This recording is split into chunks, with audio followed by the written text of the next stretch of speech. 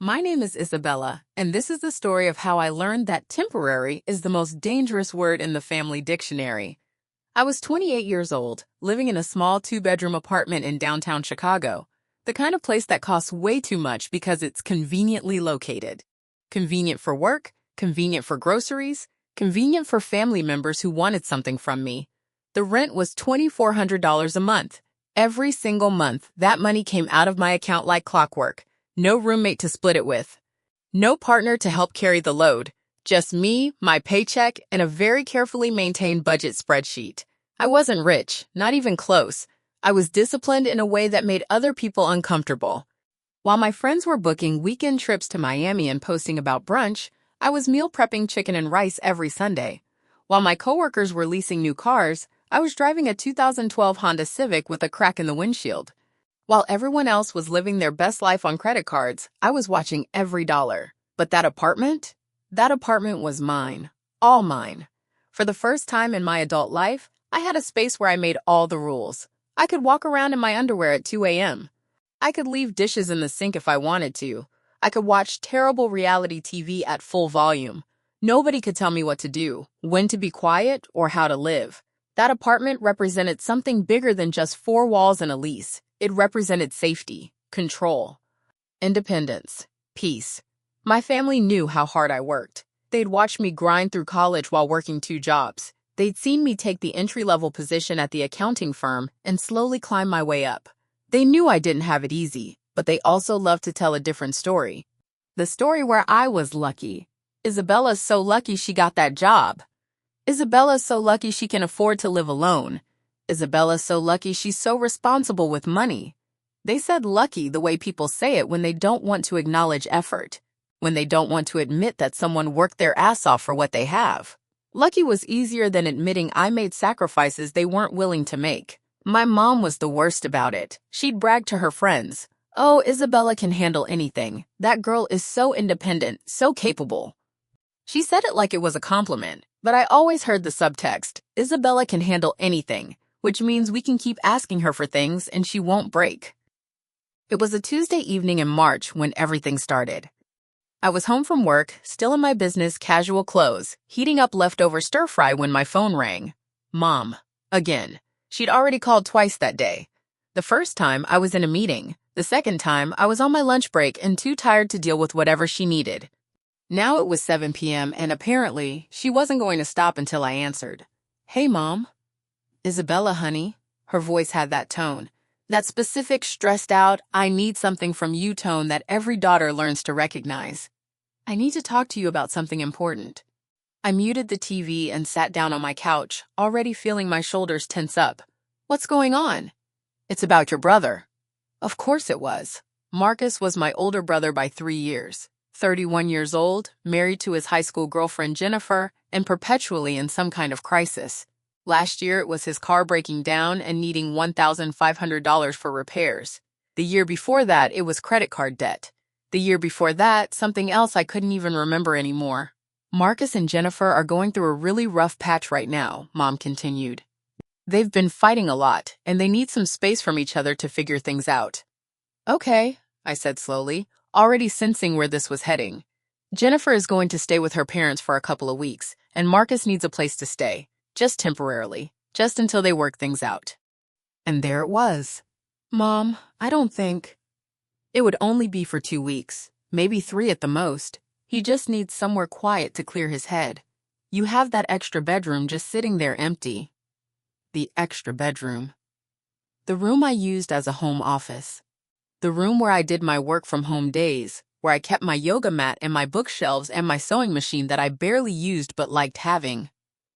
"Isabella, you know how hard this is for him. He's really struggling, and you have the space." There it was again. You have the space. As if having space meant I owed it to everyone else. "I don't know, Mom. My apartment is really my personal space, and—" "It's family, Isabella." The magic words, the trump card, the conversation ender. I felt something twist in my stomach. That familiar guilt that had been trained into me since childhood. Family comes first. Family helps family. Don't be selfish. "What about his friends?" I tried. "Doesn't he have buddies he could stay with?" His friends all have families, kids, full houses. You're the only one with extra space. And he's your brother. I looked around my apartment, my clean, quiet, organized apartment. I thought about Marcus staying here. Marcus, who I loved, but who was also loud and messy and had a habit of treating other people's spaces like hotel rooms. But the guilt was already working its way through my chest like poison. 2 weeks? I asked. 2 weeks maximum, I promise. Just until he and Jennifer figure things out. I should have asked more questions. I should have set clearer boundaries. I should have said no, but I didn't. Okay, I heard myself say, but I need him to respect my space. I work early mornings, I need quiet in the evenings, and he needs to clean up after himself. Of course, absolutely. Oh, Isabella, thank you so much. You're saving his life right now. I'll let him know. He'll probably come over this weekend. After I hung up, I sat on my couch for a long time, staring at nothing. Something felt wrong. Something felt off about the whole conversation, like there were things Mom wasn't telling me. But I pushed the feeling down and told myself I was just being paranoid. It was family. It was temporary. It would be fine. That feeling in my gut? That was my intuition trying to warn me. I should have listened. Marcus arrived that Saturday morning with 2 large suitcases, a backpack, and a duffel bag. Just for 2 weeks? I asked, staring at the amount of luggage. He laughed. You know me. I overpack. Better to have too much than not enough, right? He was in a good mood, smiling, giving me a big hug. Seriously, Bella, I can't thank you enough for this. You're literally saving my ass right now. It's fine, I said, helping him carry a suitcase. Just remember, 2 weeks. 2 weeks. I'll be out of your hair before you know it. I showed him the guest room, which I'd hastily cleaned out that morning. I'd moved my desk into my bedroom, folded up my yoga mat, and made space in the closet. This is perfect, Marcus said, dropping his bags on the bed. Way better than a motel. That should have been my first clue. He was comparing my home to a motel, like those were his 2 options. The first 3 days were actually fine. Marcus was on his best behavior. He kept his door closed, didn't make much noise, even did his own dishes a couple of times. He'd leave for work in the morning around the same time I did, and we'd occasionally cross paths in the evening. See? He said on day 3. Told you this would be easy. We're hardly even seeing each other. I wanted to believe it would stay that way. Then came day 4. I woke up at 5:30 a.m. like always, stumbled to the bathroom, and found the toilet seat up, water on the floor, and an empty toilet paper roll that hadn't been replacing. The new roll was sitting on the counter, not even on the holder. Small thing, not worth making a big deal about. Then I went to make coffee and discovered my expensive Italian roast, the one I bought as a treat for myself once a month, was half empty. Marcus was already at work, but there was a dirty mug in the sink that definitely wasn't mine. Still small, still not worth a confrontation, but the small things started adding up. Day 5, his shoes appeared in the hallway, not neatly put away, just kicked off and left wherever he'd been standing. Day 6, I found the shower full of his products. Shampoo, conditioner, body wash, face scrub, all taking up the shelf space I use for my own stuff. Day 7, I came home from work to find him on my couch watching my TV, eating my leftovers from the fridge. Oh hey, he said cheerfully. Hope you don't mind. I got home early and was starving. I'll replace this. That was the first I'll replace this. There would be many more.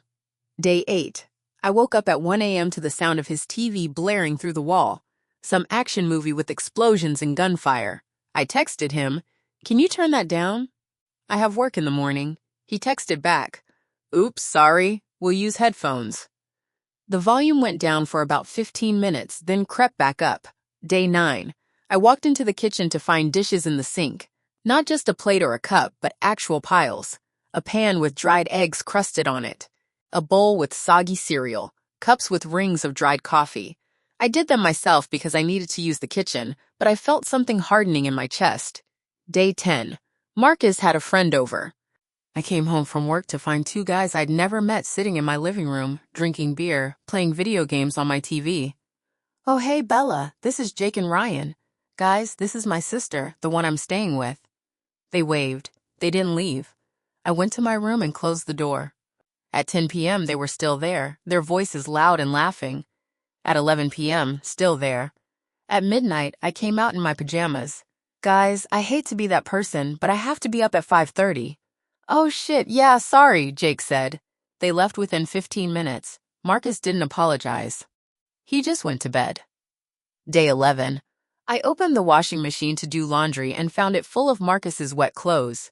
They'd been sitting there so long they smelled like mildew. I had to run the washer empty with vinegar just to get the smell out before I could do my own laundry.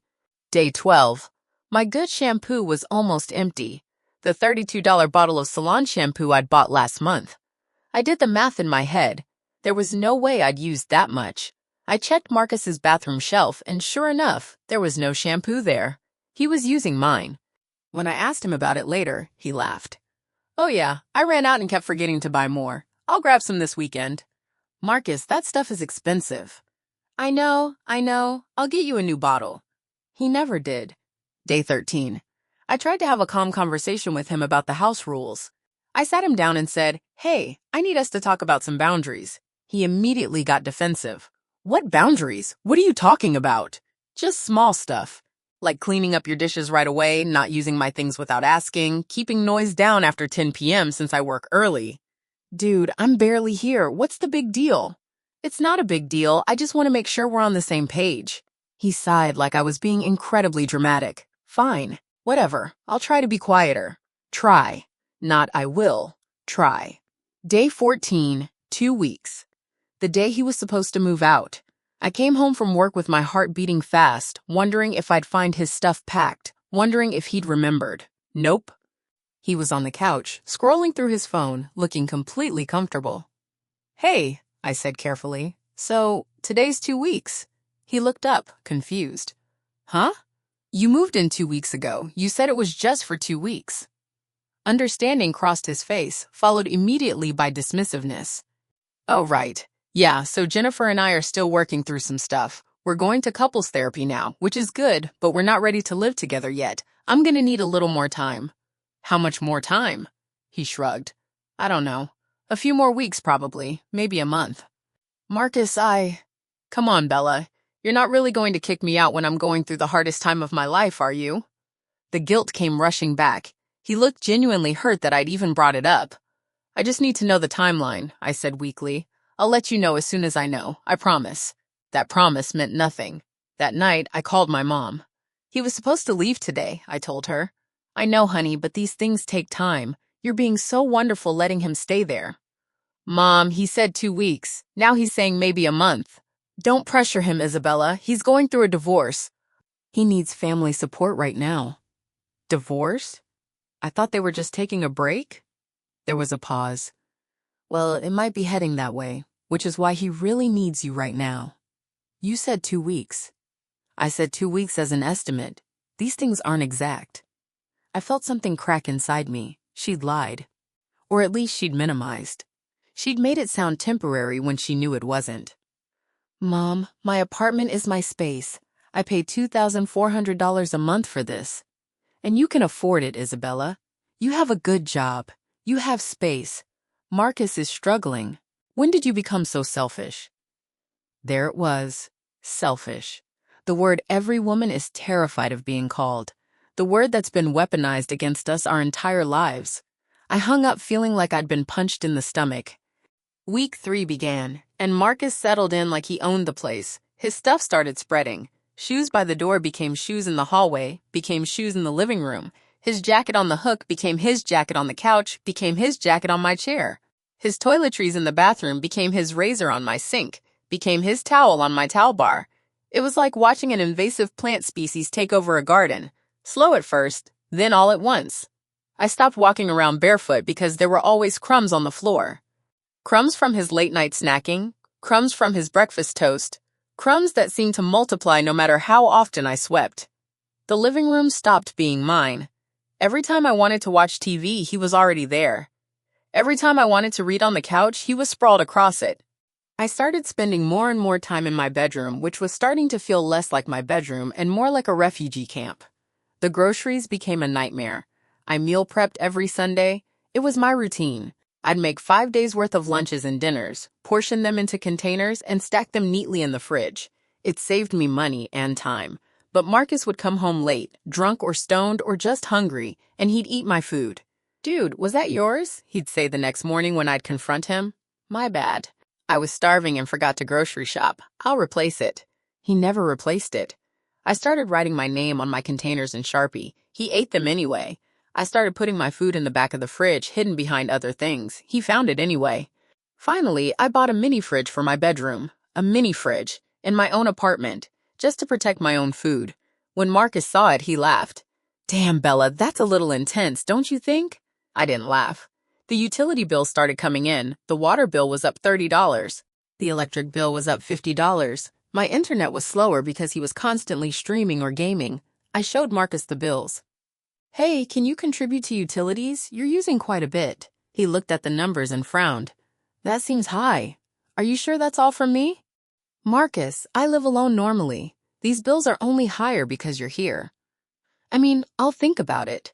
Money's really tight right now with the divorce lawyer and everything. You could contribute like $100 a month. $100? Come on, Bella. I'm family, not a tenant. You live here. Temporarily. That word again. Temporary. The word that meant nothing. Week 4 arrived. My aunt called me out of the blue. Isabella, I heard you took Marcus in. That's so sweet of you. I was at work, sitting at my desk, trying to focus on a spreadsheet. It was supposed to be temporary. Oh, well, you know how these things go. Family helps family. I'm sure he really appreciates it. Did he, though? Because he hadn't said thank you in over a week. How's he doing? She asked. Fine, I guess. You guess? You live together?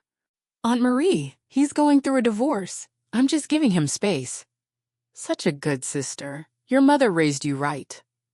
After she hung up, I stared at my computer screen. My mother raised me right. Raised me to say yes. Raised me to accommodate. Raised me to shrink myself to make room for others. Raised me to be convenient. That night, I tried to establish a chore chart. I printed out a simple weekly schedule. Dishes, trash, vacuuming, bathroom cleaning. I split everything 50-50. Marcus looked at it like I'd handed him a subpoena. A chore chart? Are we roommates now? You live here. We should both contribute to keeping it clean. Bella, I'm going through a lot right now. I don't have the mental energy to worry about chore charts. It's just basic cleaning. I said I don't have the mental energy, he snapped.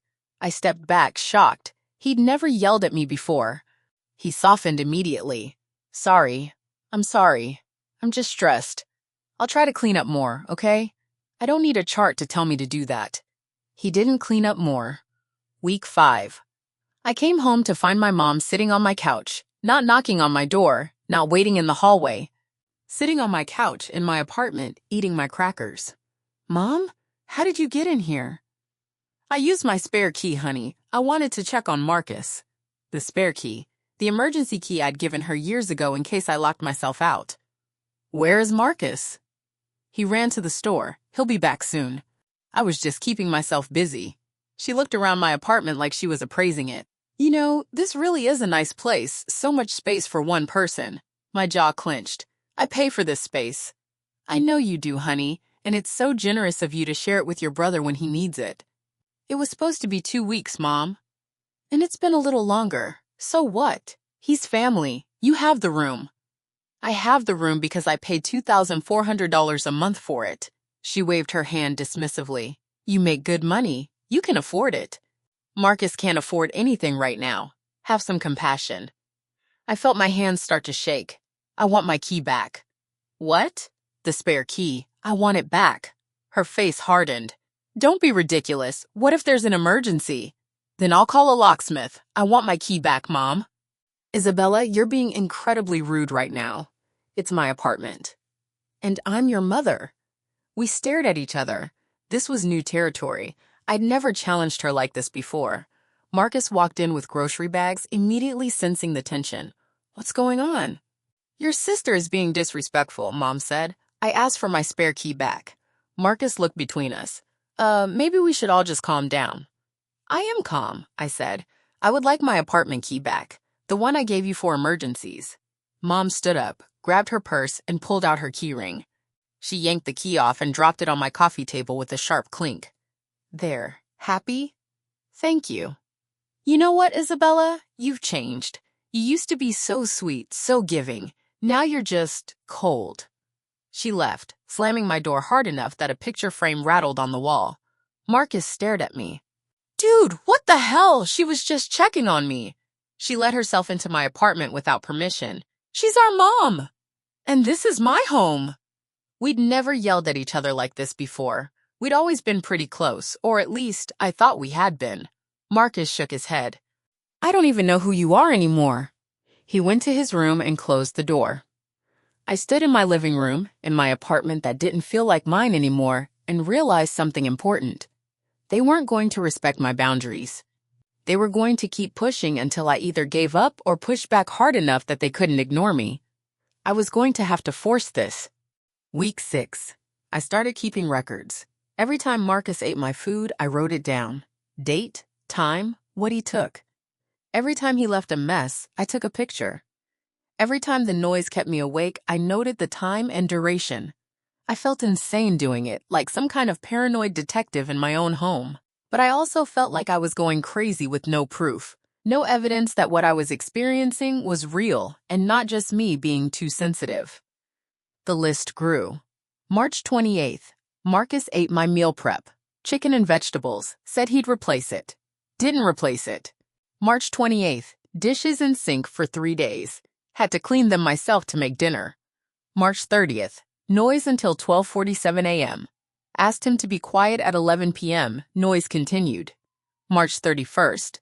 Used my nice towels. Left them wet on bathroom floor. Towels now smell like mildew. April 1st. Shower clogged with his hair. Had to unclog it myself. April 2nd. Ate my yogurt, my bread, my lunch meat. Grocery bill this month, $340, normally $180. On and on and on. I also started looking at my lease agreement. Really reading it this time, every single clause. There, in section 7.3, I found it.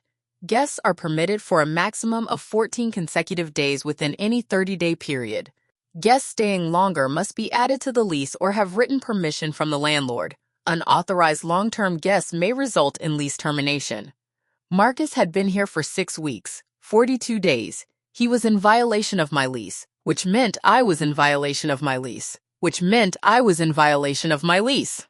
I called my landlord's office. A woman named Patricia answered. Hi, I have a question about my lease. I'm Isabella Chin, Unit 4B. Sure, how can I help you? If I have a guest who stayed longer than 2 weeks, what are my options? Is this guest on your lease? No? Then they need to leave or be added to the lease. How long have they been there? 6 weeks. There was a pause. Okay, that's definitely beyond the guest period. You need to either add them to the lease, which requires an application and background check, or you need to ask them to leave. What if they won't leave?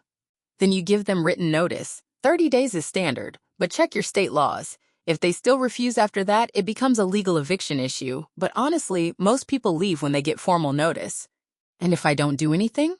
Then you're in violation of your lease, and we can choose not to renew or even terminate early. We take unauthorized occupants seriously. I thanked her and hung up. So those were my options: risk my own housing or force Marcus out. That night, I tried one more time to talk to him like an adult. Marcus, we need to have a serious conversation. He was scrolling through his phone, barely looking up. About what? About how long you're staying. It's been 6 weeks. That's way longer than 2 weeks. Yeah, sorry about that. Things with Jen are complicated. I understand they're complicated, but I need a concrete move-out date. He finally looked up. Are you seriously giving me a deadline right now, while I'm going through a divorce? I'm asking for a timeline. That's reasonable. What's reasonable is families supporting each other. Remember when I lent you money for your car down payment? That was 7 years ago, and it was $500 that I'd paid back within 2 months. That's not the same thing. Why? Because it's convenient for you now to forget about it. Marcus, I'm not trying to fight. I just need to know when you're moving out. I don't know, he yelled. I don't have a crystal ball. I don't know when Jen and I will figure this out. I don't know when I'll have enough saved up for a deposit on a new place. I don't know anything. Is that what you want to hear? I want to hear a plan. Well, I don't have one, so either be patient or kick me out. Those are your options. He said it like a challenge, like he didn't believe I'd actually do it. I went to my room, closed the door, and pulled out my laptop. I spent 2 hours researching tenant rights, eviction procedures, and landlord-tenant law in Illinois. Then I opened a Word document and started typing. It took me 3 days to work up the courage. I wrote the notice, rewrote it, had a lawyer friend look at it without telling her it was for my brother, and rewrote it again. It was simple and direct. Notice to vacate date, April 15th, 2024, to Marcus Chen. From Isabella Chen, re-termination of guest stay at paralinguistic address. Paralinguistic. This letter serves as formal notice that your stay as a guest in my apartment must end. You are required to vacate the premises within 30 days of this notice by May 15th, 2024. As per the terms of my lease agreement, guests may not stay longer than 14 consecutive days without being added to the lease. You have been staying here since March 14th, 2024, which exceeds this period significantly. Please make arrangements for alternative housing. All personal belongings must be removed by May 15th, 2024. If you have questions about this notice, please let me know. Sincerely, Isabella Chen. I printed 2 copies, signed and dated both. Put one in an envelope with Marcus's name on it. My hands were shaking so badly I could barely hold the pen. This was my brother, my family. What was I doing? But then I thought about the last 6 weeks. The disrespect, the mess, the taken for granted attitude, the way my own home had become a place I dreaded coming back to. I thought about my mom calling me selfish. I thought about Marcus yelling at me for asking reasonable questions. I thought about my $2,400 rent payment coming out of my account tomorrow while he contributed nothing. I put the envelope on the kitchen counter before I could chicken out. Then I went to work. All day, I couldn't focus. I kept checking my phone, waiting for the angry text to start. At 3:47 p.m., my phone exploded. Marcus, what the fuck is this? Marcus, are you seriously kicking me out? Your own brother? Marcus, I can't believe you, Marcus. After everything I've done for you, Marcus, Mom is going to hear about this. I didn't respond. My lawyer friend had told me, once you give formal notice, don't engage in arguments. Keep everything in writing and factual. At 4:12 p.m., my phone rang. Mom. I let it go to voicemail. She called again, and again, and again. Finally, at 5 p.m., as I was packing up to leave work, I answered. Isabella Marie Chen, what is going on? She only used my full name when she was furious. Hi, Mom. Don't you hi, Mom me. Marcus just called me in tears. Tears? He said you're kicking him out. I gave him 30 days notice to find other accommodations, yes. Are you out of your mind? He's going through a divorce. I'm aware, and I've let him stay for 6 weeks, which is 4 weeks longer than the original agreement. Agreement? He's your brother. There is no agreement in family. Actually, there was an agreement. You told me 2 weeks. It's been 6. Things changed. Situations evolve. You have to be flexible. I've been flexible for 6 weeks, Mom. Now I'm enforcing boundaries. Boundaries? Since when do you have boundaries with family? Since now, I wanted to say. Since I realized being nice meant being taken advantage of. He has 30 days. That's plenty of time to find somewhere else. Where is he supposed to go? That's not my responsibility to figure out. I heard her sharp intake of breath.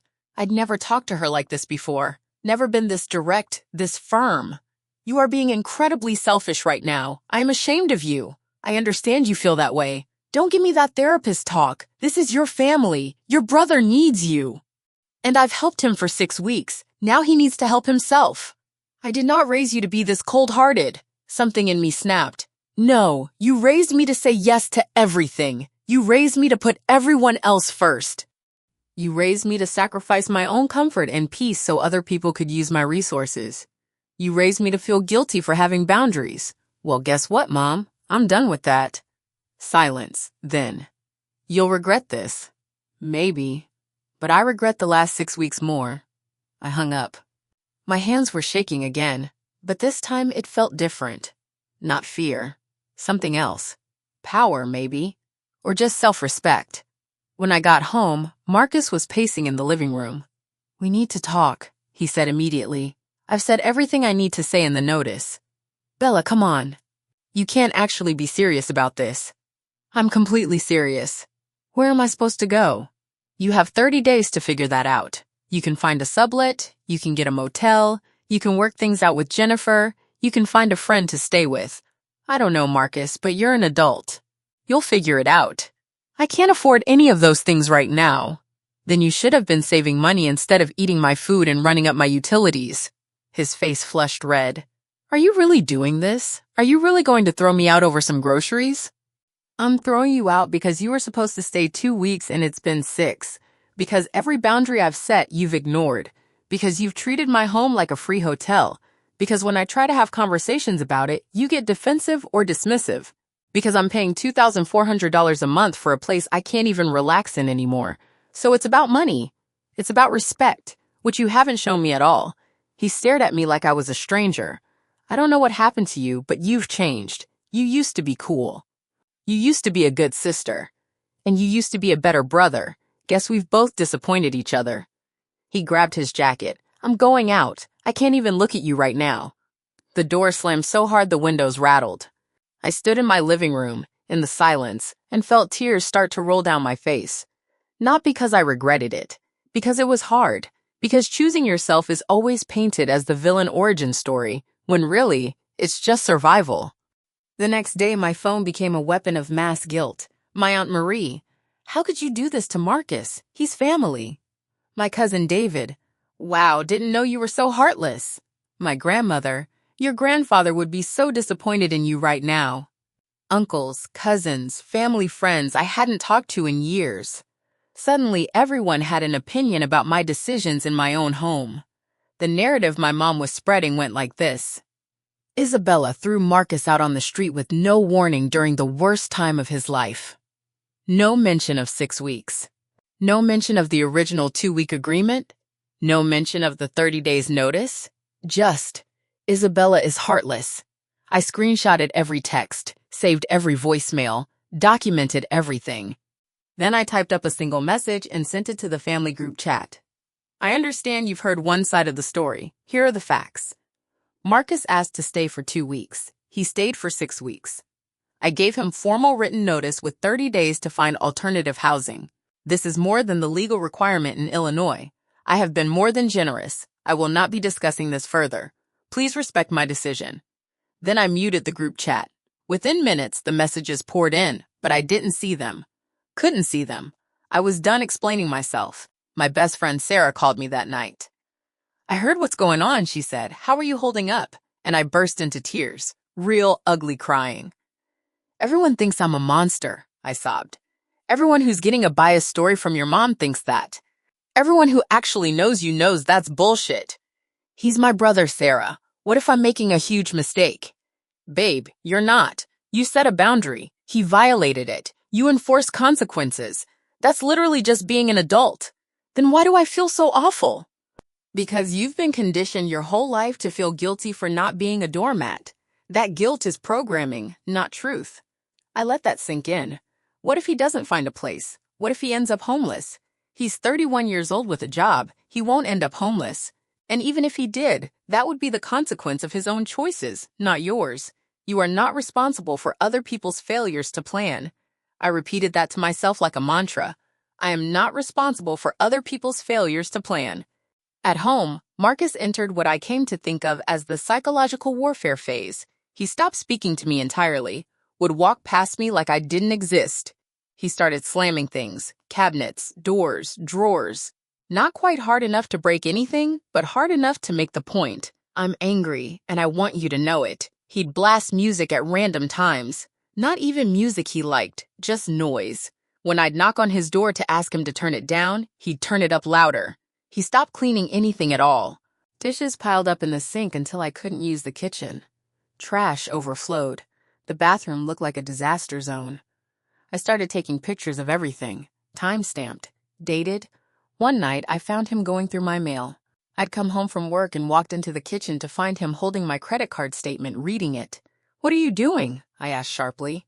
He dropped the envelope like it was on fire. It was on the counter. That's my private mail. I wasn't reading it. It was just sitting there. It was in a closed envelope. He threw his hands up. Jesus, paranoid much? I was just checking if any of my mail got mixed in with yours. But I'd seen him. He'd been reading my statement. I took the mail to my room and texted my friend about getting a P.O. box. Then came the social media campaign. Jennifer, Marcus's wife, posted on Facebook. Some people will smile to your face and stab you in the back the minute you need help. So grateful for real family who show up when times get hard. You learn who people really are when you're going through a tough season. Hashtag disappointed, #family STS blood. It had 47 likes within an hour. People commented, so true. Sending you love. Some people are so fake. My cousin shared it. Then Marcus posted, when you realize the people you do anything for wouldn't do the same for you. Hurts different when it's blood. Hashtag brotherhood. Hashtag loyalty. Hashtag lessons learned. He didn't tag me. Didn't need to. Everyone knew exactly who he was talking about. I felt sick reading it. Sarah called me. Don't engage. Don't comment. Don't explain. They want you to look crazy. Don't give them the satisfaction. Everyone's going to think. Everyone who matters knows the truth. Everyone else doesn't pay your bills, so their opinions don't matter. I logged out of Facebook, deleted Instagram from my phone. If they wanted to make me the villain in their story, fine. I couldn't control that, but I could control whether or not I gave them an audience. Days 1 to 10 of the notice period. Marcus pretended I didn't exist. We were ghosts in the same apartment. Days 11 to 15. He started bringing people over. Friends I'd never met, who'd look at me with obvious judgment in their eyes. They'd whisper when I walked past. Once, I heard someone say, "That's her?" Wow. Days 16 to 20. He started the late-night noise routine. Every single night, music or TV or phone calls until 1, 2, sometimes 3 a.m. I had to start sleeping with earplugs and a white noise machine. Days 21 to 25. He stopped paying attention to his mess entirely. I came home one day to find the kitchen sink so full of dishes that it was unusable. The living room had pizza boxes, beer cans, and what looked like 3 days' worth of takeout containers. I couldn't live like this for 5 more days. I took pictures of everything, then texted him. Clean the common areas by tonight or I'm putting your belongings outside your room door. He texted back, "You're such a bitch." I screenshotted that too. By 9 p.m., nothing was cleaned. I spent 2 hours cleaning the entire apartment myself, putting all of his trash and dishes on a tray outside his bedroom door. When he came home around midnight, I heard him yelling, "Are you fucking kidding me?" I didn't respond. Days 26 to 29, he started packing. Finally, I'd hear him in his room, shuffling boxes, talking on the phone about storage units and friends' couches. Part of me felt relief. Part of me felt incredibly sad. This was my brother. We'd been close once, or at least I thought we had been. Now we couldn't even look at each other. But I also realized we'd never actually been that close. I'd just been convenient. I'd been the person who said yes, the person who helped, the person who made things easier for him. And the moment I stopped being convenient, I became the enemy. That hurt worse than the conflict itself. Day 30, May 15th. I took the day off work. I wanted to be home to make sure he actually left. I woke up at 6 a.m. and found Marcus in the kitchen, drinking coffee, scrolling through his phone like it was any other day. "Morning," I said carefully. He didn't respond. At 8 a.m., he was still there, still unpacked, still acting like nothing was happening. At 10 a.m., I said, "Marcus, you need to be out by the end of today." "I'm working on it," he muttered. "Working on what? You've had 30 days. "I said I'm working on it." At noon, his door was still closed. No sounds of packing. I called my landlord's office. "Hi, this is Isabella Chen again. I gave my unauthorized guest 30 days notice, and today is day 30. He's not making any moves to leave. What do I do?" Patricia sighed. "Technically, you can start an eviction process, but that takes time and money. Have you tried just telling him you'll call the police for trespassing?" "The police?" "He's not on the lease. He has no legal right to be there. After proper notice which you gave, he's trespassing." Sometimes people just need to hear that to take it seriously. I thanked her and hung up. At 2 p.m., I knocked on Marcus's door. "What?" he yelled. "I need to talk to you." He opened the door. His room was still full of stuff, barely anything packed. "You have until 6 p.m. to be completely moved out," I said, my voice steady despite my racing heart. "If you're not out by 6 p.m., I'm calling the police for trespassing." His face went pale, then red. "You wouldn't." "I absolutely would. You're not on the lease. I gave you legal notice. You have no right to be here anymore. I'm your brother, and you've had 30 days to figure this out. I'm done negotiating." He slammed the door in my face, But 20 minutes later, I heard him on the phone. Hey man, yeah, I need help moving, like right now. Yeah, today. Can you bring your truck? At 4 p.m., a beat-up pickup truck pulled up outside. At 5 p.m., Marcus and two of his friends were hauling boxes and furniture down the stairs. I stayed in my room, door locked, listening to the sounds of him leaving. At 5:47 p.m., there was a knock on my door. It's clear, Marcus said through the door. I'm gone. I waited until I heard the front door close. Waited until I heard the truck drive away. Then I came out. The apartment was empty. Well, empty of him. His room was trashed. Stains on the carpet, marks on the walls, closet still full of hangers and random junk he didn't want. But he was gone. I walked through the apartment slowly. Living room, kitchen, bathroom. It was mine again. I sat on my couch, and burst into tears. Not sad tears. Relief tears. It was over. The first thing I did was change the locks, all of them. Deadbolt, door handle, everything. It cost me $180, and it was worth every penny. The second thing I did was deep clean the entire apartment. I scrubbed floors, wiped walls, sanitized every surface Marcus had touched. I opened all the windows and let fresh air flood through. I threw out everything he'd left behind. Hangers, old magazines, random cords, a half-empty deodorant stick. All of it into trash bags. The third thing I did was sage the place. I'm not even spiritual, but my friend Sarah brought over sage and we walked through every room. And honestly, it felt good. It felt like reclaiming the space. Out with the bad energy, Sarah declared dramatically. We laughed until we cried. The family calls continued for weeks. My mom left voicemails that ranged from angry to pleading to manipulative. You've really hurt your brother. I hope you can sleep at night knowing what you've done. Family is supposed to forgive. When are you going to apologize? I didn't call back. My aunt sent a long text about how family is supposed to support each other in hard times, how I should be ashamed, how I used to be such a sweet girl. I didn't respond. A cousin I barely knew commented on my Facebook page. I'd reactivated it briefly. Wow, so much for family values. I deleted the comment and deactivated again. But I also got unexpected support. My dad, who'd been divorced from my mom for years, called me. I heard what happened, he said. Your mom's been calling me, trying to get me to talk to you.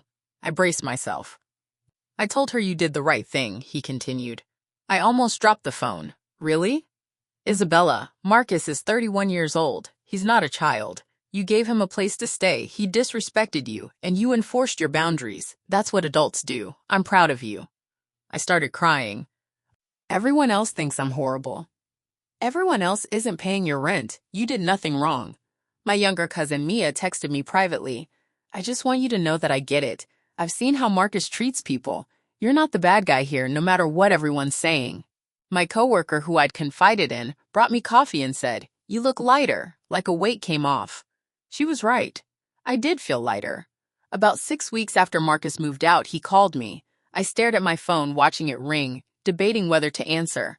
Finally, I did. What? Hey, Bella. How are you? Like nothing had happened. Like we were just catching up. What do you want, Marcus?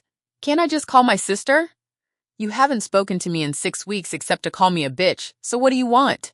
Silence. Then, I need help with something. Of course he did. What? So I found a place, but I need help with the deposit. It's $1,500 and I'm short about $800. I was thinking you could maybe, I laughed. Actually laughed out loud. Are you serious right now? Come on, I'd pay you back. Like you paid me back for the groceries? The utilities? The damage to my apartment? That's different. Marcus, the answer is no. Absolutely not. Don't ever ask me for money again. Wow, I'm really going to hang up now. Lose my number.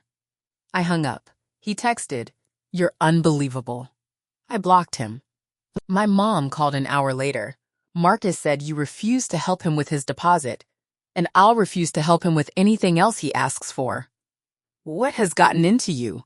Self-respect, Mom. It's called self-respect. You're tearing this family apart. No, I'm setting boundaries. If that tears the family apart, then the family was already broken.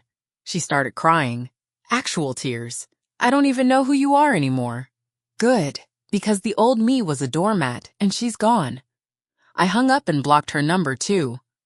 The silence that followed was strange. For the first time in my adult life, I wasn't getting guilt trip calls, wasn't getting requests for help, wasn't being volunteered for things. It felt lonely at first. Then it felt peaceful. I started doing things I'd stopped doing when Marcus was there.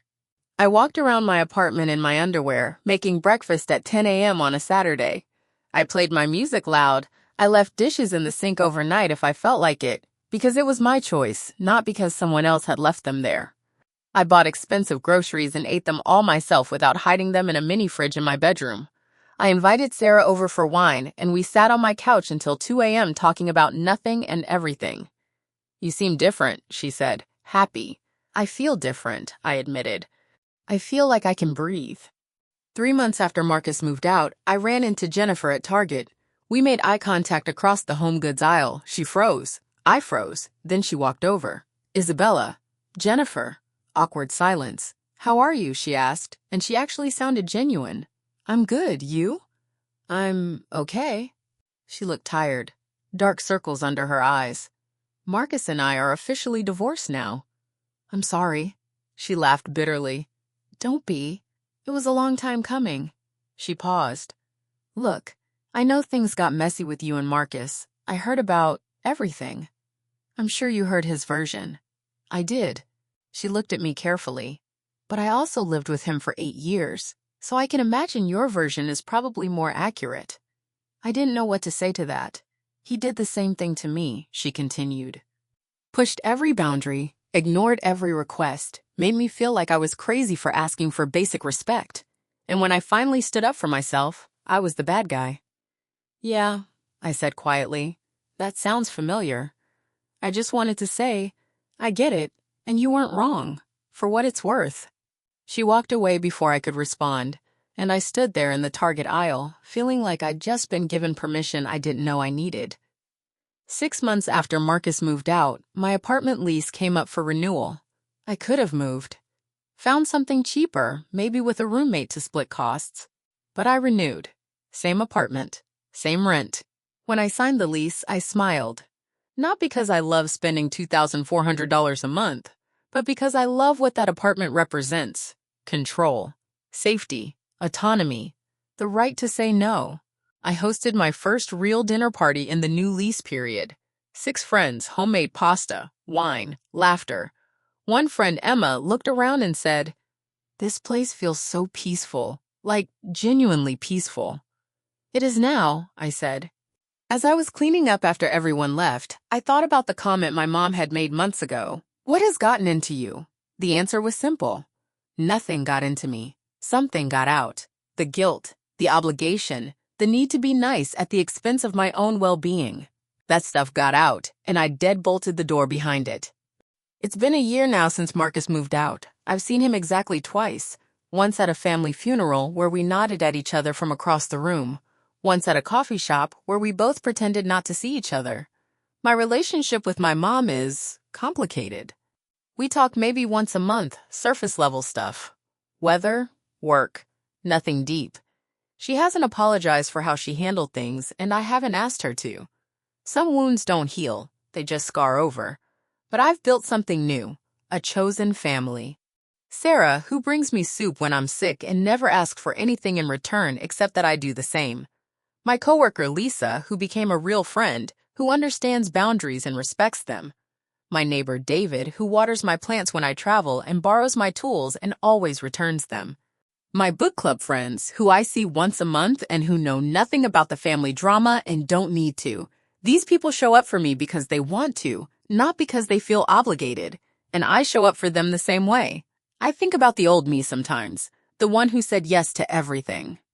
The one who believed that being a good person meant being convenient to everyone else. I don't hate her. She was doing the best she could with what she knew, but I don't want to be her anymore. The new me says no without apology. The new me asks, "What do I get out of this?" before agreeing to things. The new me understands that boundaries aren't walls, they're gates. They let the right people in and keep the wrong people out. Last week, I got a text from a number I didn't recognize. "Hey, it's Marcus. I know we haven't talked in a while. I'm in AA now working the steps." Part of that is making amends. I was wondering if we could meet up and talk. I owe you an apology. I stared at the text for a long time. Part of me wanted to say yes, wanted to hear the apology I'd been waiting for. But a bigger part of me realized, I don't need it anymore. His apology wouldn't give me anything I don't already have. It wouldn't change what happened. It wouldn't erase the months of stress and violation and hurt. And honestly, I don't trust it. People don't change because they get an eviction notice. They change because they want to, and the change is consistent over time. Maybe Marcus has changed, maybe he hasn't, but I don't need to find out. I typed back. I appreciate you reaching out. I'm not interested in meeting up. I wish you well in your recovery. Then I blocked the number. Sarah called me later. How are you feeling about the Marcus text? Good, actually. Really good. No guilt.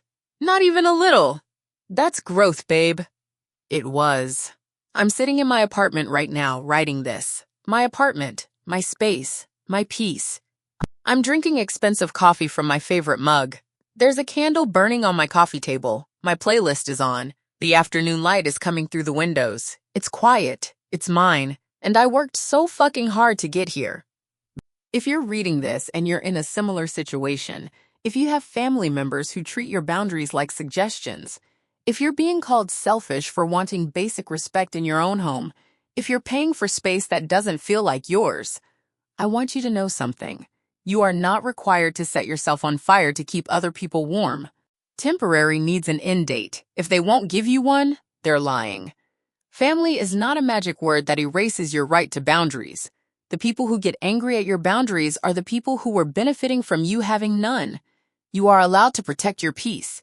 You are allowed to say no.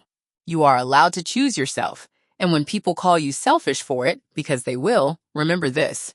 Selfish people call you selfish when you stop letting them use you. I used to be afraid of that word. Now I wear it like armor. My name is Isabella. I pay $2,400 a month for an apartment I love. I live here alone, and I am never, ever apologizing for that again.